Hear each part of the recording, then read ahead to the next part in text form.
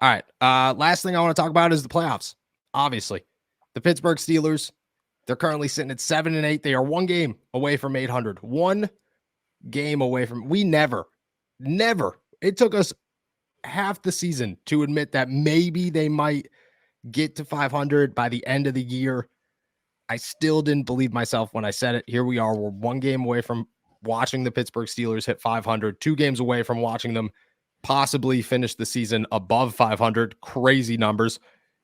And their playoff chances are still alive. They went from, I want to say, 0.7% walking into the weekend to coming out yesterday after the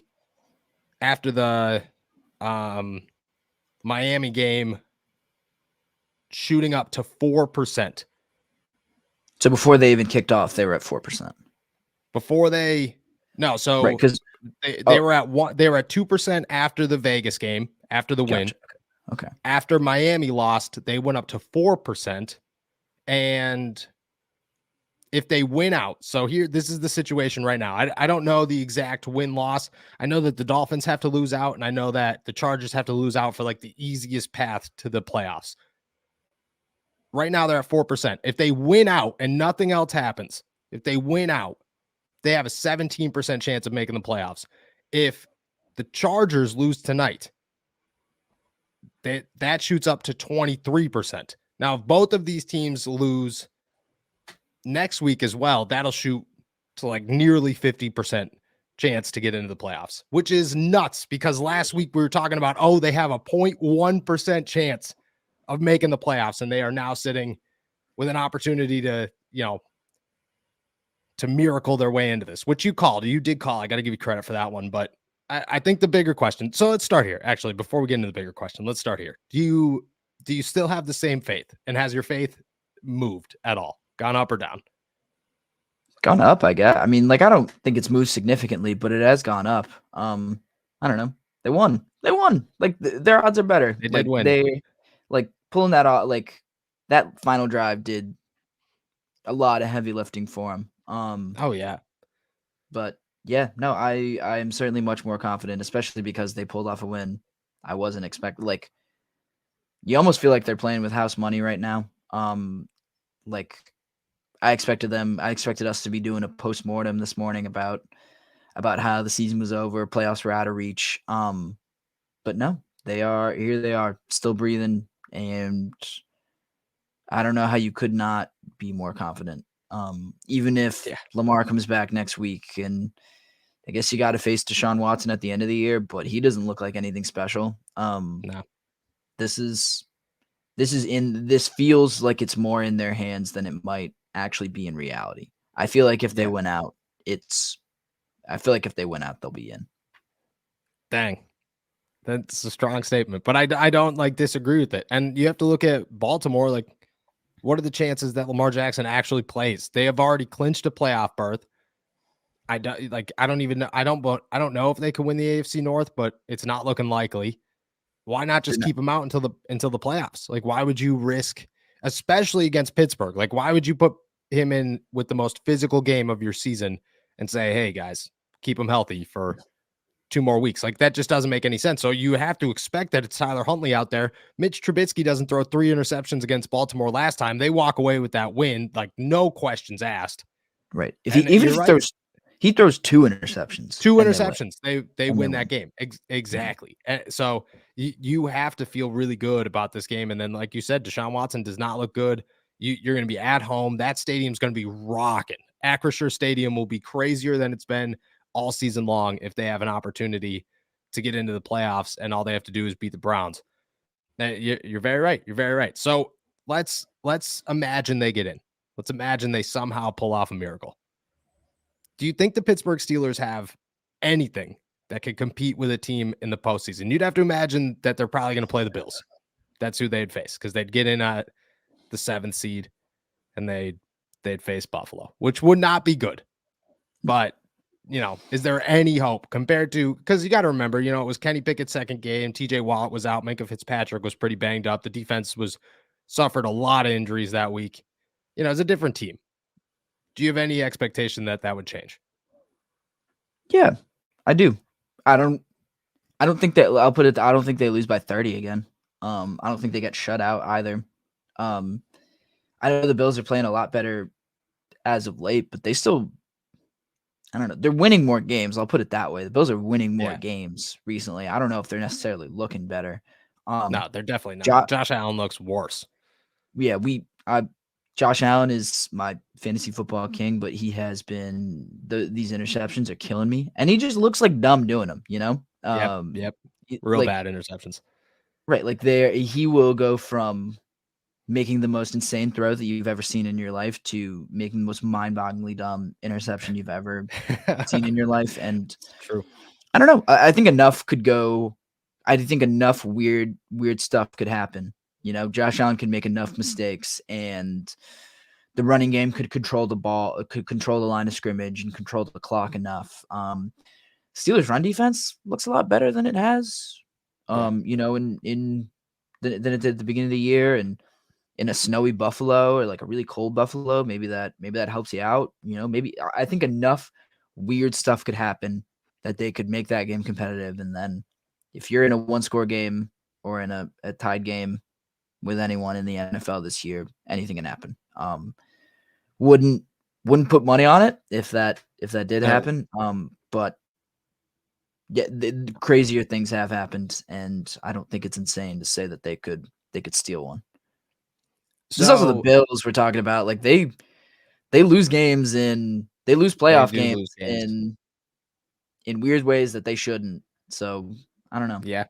No, it's very true. It's very true. And it's the Steelers and anything can happen. And that's the thing. Like if they did it, it's not about when it comes to the playoffs, when it comes to the NFL, like time and time again, you grew up a victim to this. It's not about how good you are all season long. It's about who is the hottest team in the NFL entering the playoffs. And I would not say that is Buffalo. I would say it might be Kansas City, but the Steelers are likely going to avoid Kansas City as they get the first round bye, which is huge news for Pittsburgh. I would not say it's Buffalo. I wouldn't even say that Buffalo is like top 3 right now. Right. The Steelers, on the other hand, they look like one of the hottest teams in football. Like it's crazy to think about, and they don't look like they're dominating anybody. But you look at the last 5 weeks of the season, and you remove a Mitch Trubisky terrible performance after Kenny Pickett goes down in the second drive of a Baltimore game, and the Pittsburgh Steelers look like one of the most fluid teams in football. Like just like a team that you're like, oh, well, it kind of just feels like they're going to win. Like I don't know how it's going to happen, but it just feels like they're going to win. And there's a list. Like, so you go down. Let's go through them. The Bills, we're going to say a maybe. The Chiefs, no, I would say no. But yeah, I would just feel. But I don't assume that they would have to face them in the first round. I mean, maybe them and the Bills are tied right now, but didn't Kansas City won that game? I'm pretty sure against each other. It's never too early to play holiday music, and it's never too early to start thinking about gifts. Whether it's for a friend or the friend in your pants, you could make this a season to be jolly with Manscaped. Do your little drummer boy a favor and use the Lawnmower 4.0 to avoid another silent night in the bedroom. Then add in Manscaped's top of the line shower products to have the people thinking, all I want for Christmas is you. Santa cares about his sack, and so should you. Look nice when you get naughty by going to manscaped.com and using our code STEELERS20 for free shipping and 20% off. The Manscaped Platinum Package 4.0 is the one-stop shop for the man who deserves it all. It is everything needed to help you deck the halls from face to balls just in time for mistletoe season. The Platinum Package has each of the products from the best-selling Performance Package, plus Ultra Premium Body Wash, Ultra Premium 2-in-1 Shampoo and Conditioner, and Ultra Premium Deodorant. It's the best way to smell fresh from your Santa hat to your candy cane. The Lawnmower 4.0 body trimmer and the Weed Whacker nose and ear hair trimmer feature proprietary advanced skin-safe technology to protect your delicate presence. Plus, both are waterproof, so there's no issue clearing the snow out of your driveway. There's also a 4000K LED light on it, so you can light the way just like Rudolph. Now that you've groomed your candy cane, it's time to make sure you don't smell like a reindeer with the Platinum Package shower products. All of Manscaped shower gear is sulfate-free, vegan, and made to have your skin feeling hydrated and smelling fresh. But smelling fresh doesn't stop in the shower. The Crop Preserver Ball Deodorant and Crop Reviver Ball Toner can solve stank problems all day long. Once they touch your sack, you'll never go back. The Platinum Package 4.0 sitting under the tree is guaranteed to put anyone in the holiday spirit. And for the perfect stocking stuffer, add in the brand new Body Buffer, an incredible body scrubber that makes exfoliating easy and is a lot cleaner than that old loofah. Get 20% off and free shipping with our code Steelers20 at manscaped.com. That's 20% off with free shipping at manscaped.com. All you have to do is use our code Steelers20. Manscaped, get your jingle balls ready for the holidays. Yeah. Uh, No, the Bills won that game, I'm pretty sure. Oh, then maybe that.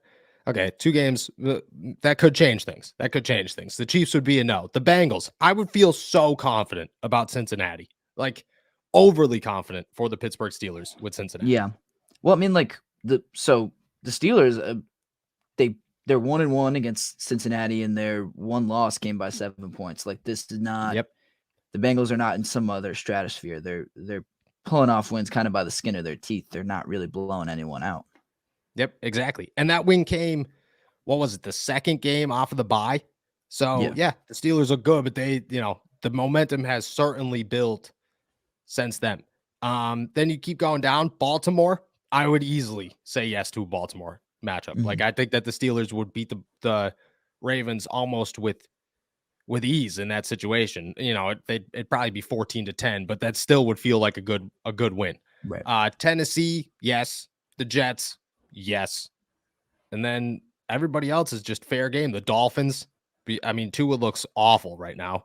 And the Patriots, yes. I just feel like, the Patriots would have the lead with like 30 seconds left. They'd have a 3-point lead with 30 seconds left, and then TJ Watt would have like a scoop and score touchdown, and that's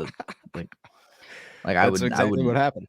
Yeah, that's exactly what would happen. But that's what I'm saying. Every team just seems to be like the way that the AFC is working out right now is that every team seems to be crashing outside of those top 2, except for the Pittsburgh Steelers. Like they are taking full advantage of this run, and it's just nuts. Like I just feel so confident that if they got in there, like they might be able to shock somebody. It could hurt them where they sit. Like if they somehow, and I don't even know if it's possible, found themselves in a 6th seed instead of a 7th, that changes the whole landscape of things. But I just think that I don't know if there's many teams out there that I would already assume would be a loss outside of those top 2. And, Buffalo could be anybody. Buffalo could really be anybody. Yeah. Actually nuts. Like actually nuts. Well, the other thing is they're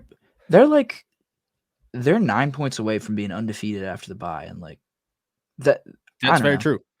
Like I don't know. That like would you've guessed that? Like I knew they were going to be better after the bye. Like the schedule alone just told you that. But yeah, to be that close to a winning record is just insane for this team, and it speaks to what we talked about earlier. Just the whole team's ability to finish.